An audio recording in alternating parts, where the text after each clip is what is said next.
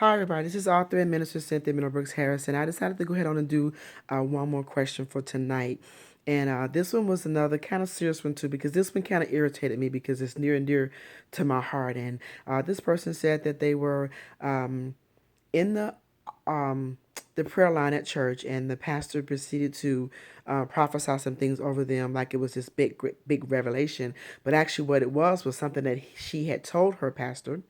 She had told him that in council when she was in council with him, and then he gets into the prayer line and he's, nosing abroad across the pulpit, in the prayer line, like it's this big great revelation that he's got. He's so anointed and God has shown him this, and he's praying and prophesying this over her. And she said it bothered her, and she said she's not going to go back to church, and because it bothered her, because church people, if that's what it's going to be about, then she don't need church.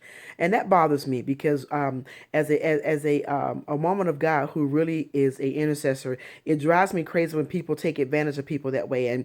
And God is not pleased with, a pastor is not for the faint of heart. A pastor is a shepherd, a nurturer, a protector, a provider. That's what a pastor is. If you can't do those things, then get out of the seat.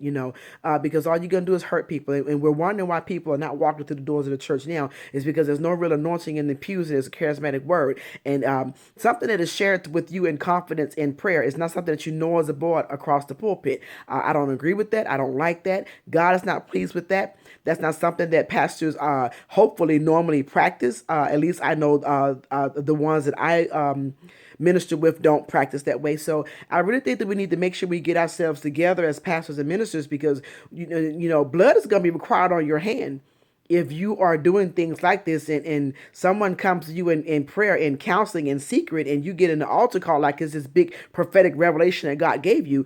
God's not pleased with that, and you're going to give an account for that. So I would say to you, sister, just find a new church to go to. Don't give up on God altogether, because ultimately your salvation is your salvation. You have to give an account for your own life, whereas he's going to give an account for his life as well. So don't you get caught on the wrong side of the rapture, not in church and not doing the things of God, not being in God's will. So I would say to you, find someone else to go to church, to find another church to go to, and get the nurturing that you need. So hopefully this helped you. God bless you.